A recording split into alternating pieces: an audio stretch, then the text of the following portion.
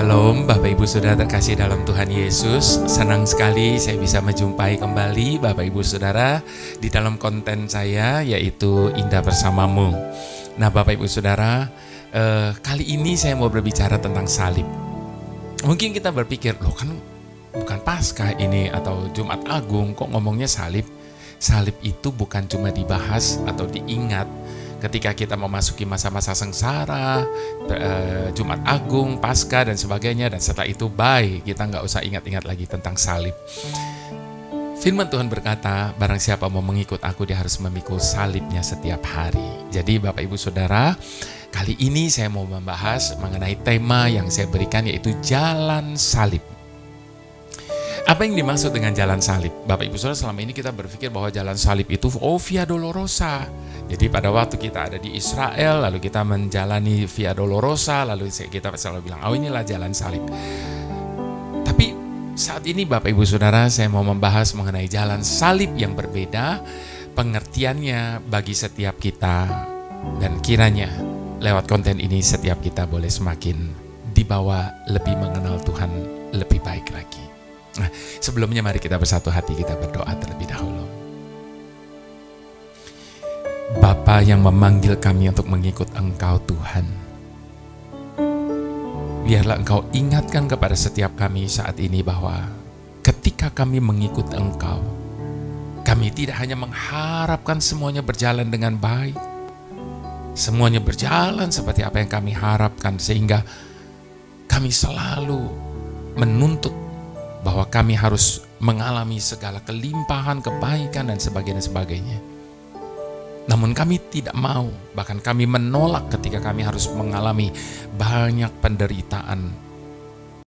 Sebab ketika Engkau memanggil kami untuk mengikut Engkau, Engkau tidak pernah menjanjikan bahwa perjalanan hidup kami otomatis akan menjadi mudah. Ada banyak hal yang harus kami pikul dalam hidup ini. Ada banyak hal yang harus kami perjuangkan dalam hidup ini. Itu sebabnya Bapa, biarlah kami tidak hanya mau yang baiknya saja.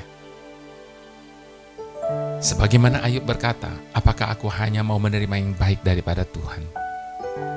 Biarlah lewat konten ini, jalan salib ini, kami boleh belajar lebih lagi untuk mengerti maksud-Mu atas hidup kami, Bapa. Terima kasih Tuhan Yesus. Sertai kami Roh Kudus. Amin. Kita buka Matius 7 ayat yang ke-12 sampai ayat yang ke-14, Bapak Ibu Saudara. Judul dari perikop ini, jalan yang benar. Kalau ada jalan yang benar, berarti ada jalan yang salah. Ayat yang ke-12, segala sesuatu yang kamu kehendaki supaya orang perbuat kepadamu, perbuatlah demikian juga kepada mereka. Itulah isi seluruh hukum Taurat dan kitab para nabi. Masuklah melalui pintu yang sesak itu, karena lebarlah pintu dan luaslah jalan yang menuju kepada kebinasaan, dan banyak orang yang masuk melaluinya. Karena sesaklah pintu dan sempitlah jalan yang menuju kepada kehidupan, dan sedikit orang yang mendapatinya. Saya ulang kembali ayat yang ke-13-14 tadi, Bapak Ibu Saudara. Masuklah melalui pintu yang sesak itu, karena lebarlah pintu dan luaslah jalan yang menuju kepada kebinasaan, dan banyak orang yang masuk melaluinya. Dan itu menjadi pilihan banyak orang maksudnya, sehingga banyak orang yang masuk melaluinya. Namun, sesaklah pintu dan sempitlah jalan yang menuju kepada kehidupan, dan sedikit saja orang yang mendapatinya. Bapak Ibu Saudara yang kasih Tuhan, kalau boleh, saat ini saya ingin mengajukan sebuah pertanyaan. Mengapa dan untuk alasan apakah kita mau mengikuti Yesus? Biarlah sejenak kita merenungkan. Mengapa dan untuk alasan apa kita mau mengikuti Yesus?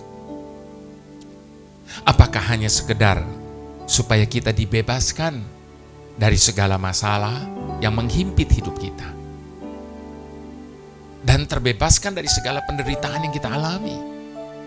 Apakah itu yang menjadi tujuan kita pada waktu kita mengikuti Yesus?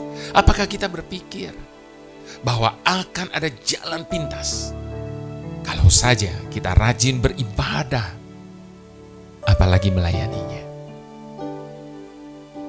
Sehingga setiap kita tidak perlu melalui jalan salib lagi. Sebab kalau kita mendengar kata jalan salib, pasti itu jalan penderitaan, sudah. Ada sebuah pujian yang sangat dikenal di sekolah minggu, Bapak Ibu Saudara. Di dalam dunia ada dua jalan, yaitu jalan yang luas, di mana banyak orang yang mau melaluinya, dan satunya lagi, hanya sedikit orang yang mau melaluinya karena tidak seluas jalan yang pertama. Lalu jalan mana yang kita mau pilih untuk kita lalui? Yang luas tentunya kelihatan begitu menyenangkan. Namun menuju kepada kebinasaan, atau jalan yang sempit, namun menuju kepada kehidupan. Tuhan Yesus pun bergumul, Bapak Ibu Saudara, ketika ia datang sebagai manusia di Taman Getsemani dengan rasa takut yang tidak kepala. Itu sebabnya Bapak Ibu Saudara, jangan pernah berkata bahwa Tuhan itu tidak mengerti rasa takut yang sedang kita alami hari ini. Dia pernah mengalaminya. Bahkan saya yakin tidak akan pernah ada satu orang pun yang pernah mengalami rasa takut seperti apa yang Tuhan Yesus alami. Kenapa?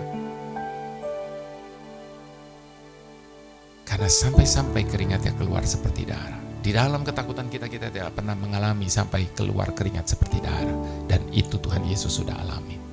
Dia bergumul untuk kalau boleh tidak melalui jalan yang sempit itu, yaitu sebuah jalan salib. Tetapi Bapaknya tidak bergeming. Tetap pada rencananya bahwa pemulihan manusia dan penebusan dosa hanya dapat terjadi melalui kematiannya. Yesus pun menyadari, Bapak Ibu Saudara, bahwa kedatangannya ke dalam dunia adalah untuk pada akhirnya mati di kayu salib. Tidak ada lagi jalan yang lain, tidak ada jalan pintas. Dan itu yang harus dia jalani. Ia harus melewati jalan salib. Itu sebabnya di dalam kitab Yohanes 12 ayat 24-27, ia berkata, Aku berkata kepadamu, sesungguhnya jikalau biji gandum tidak jatuh ke dalam tanah dan mati, ia tetap satu biji saja. Tetapi jika ia mati, ia akan menghasilkan banyak buah. Barang siapa mencintai nyawanya, ia akan kehilangan nyawanya. Tetapi barang siapa tidak mencintai nyawanya di dunia ini, ia akan memeliharanya untuk kehidupan yang kekal. Barang siapa melayani aku, ia harus mengikut aku, dan di mana aku berada, di situ pelayanku akan berada. Barang siapa melayani aku, ia akan dihormati Bapa. Sekarang jiwaku terharu, dan apakah yang akan kukatakan? Bapa, selamatkanlah aku dari saat ini. Tidak, sebab untuk itulah aku datang ke dalam saat ini. Bapak Ibu Saudara, dalam hitungan beberapa minggu lagi, mungkin sekitar 10 minggu barangkali, atau 9 minggu lagi, kita akan merayakan Natal. Dan itu bukanlah momen untuk bersenang-senang, namun itu merupakan jalan salib kedatangannya untuk mati di kayu salib. sebabnya Bapak Ibu Saudara, harusnya perayaan Natal dengan perayaan Paskah itu harusnya perayaan Paskah yang lebih dirayakan dengan kemenangan. Sebab disitulah puncak dari segala rencana tergenapi. Itu sebabnya Bapak Ibu Saudara yang terkasih, setiap kita juga harus melewati jalan salib. Yaitu untuk mati atas segala sesuatu yang tidak pernah menjadi bagian dari dirinya. Yaitu mati untuk dosa dan keinginan daging kita. Saat ini, biarlah ini menjadi perenungan bagi setiap kita. Adakah bagian dalam hidup kita yang belum dimatikan? Yang menghalangi kita untuk mengalami kehidupan yang disediakan Tuhan di dalam Kristus Yesus. Sebagaimana tertulis di dalam Kolose 3 ayat yang kelima. Karena itu matikanlah segala dalam dirimu segala sesuatu yang duniawi. Yaitu percabulan, kenajisan, hawa nafsu, nafsu jahat dan juga keserakahan. Yang sama dengan penyembahan berhala. Itu sebabnya Bapak Ibu Saudara, sesuai dengan apa yang Tuhan katakan bagi kita di dalam renungan ini, biarlah ini menjadi respon kita di hadapan Tuhan. Dengan bersama-sama kita berkata, bukan dengan barang fana kau membayar dosaku.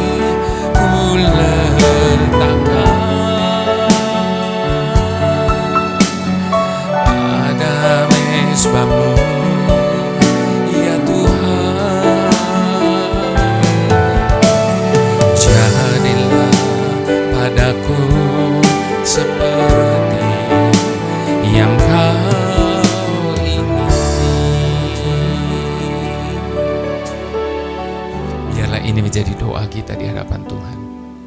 Hidup yang dia tebus ini, kita mau letakkan sebagai persembahan yang hidup di mezbahnya Tuhan.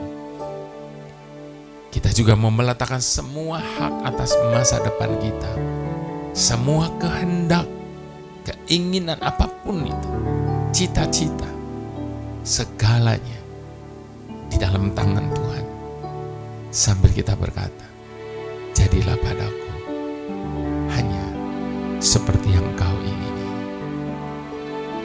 Bukan dengan barang fana Kau membayar dosaku, dengan darah yang mahal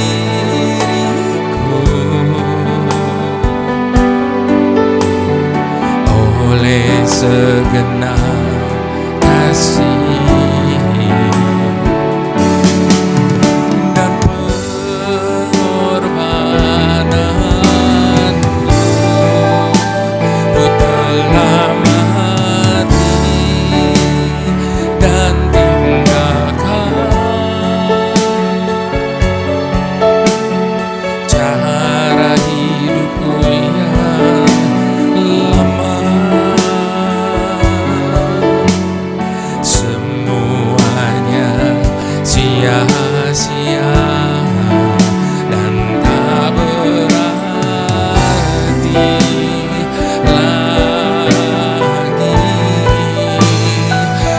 Hidup ini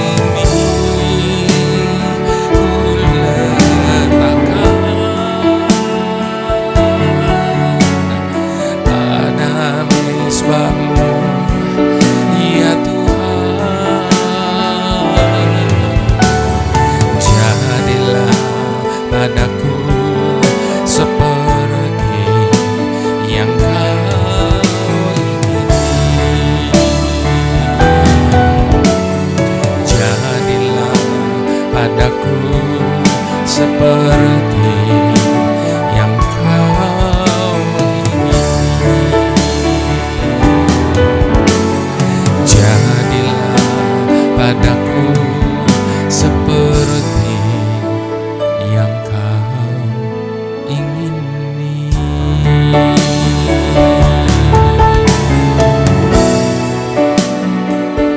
Ini doa kami, ini rindu kami.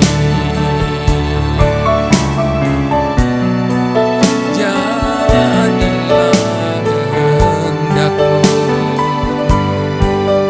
dalam hidup kami, Tuhan. Inarabo, inarabayarabashane, inalabayarabashukinarabo,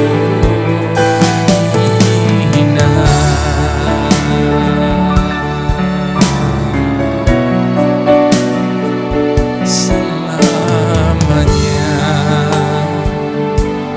Jadilah kehendak-Mu.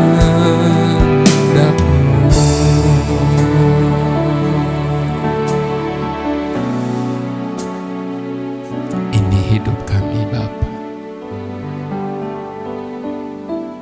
Kami mau letakkan di mezbah-Mu. Dan ini doa kami. Jadilah pada kami hanya seperti yang Kau ingini. Pakai hidup kami, Tuhan, untuk menjadi alat bagi kemuliaan-Mu. Biar hidup yang telah Kau tebus ini selalu menyenangkan-Mu, Tuhan. Sekarang dan sampai selamanya. Mari sama-sama kita mau katakan,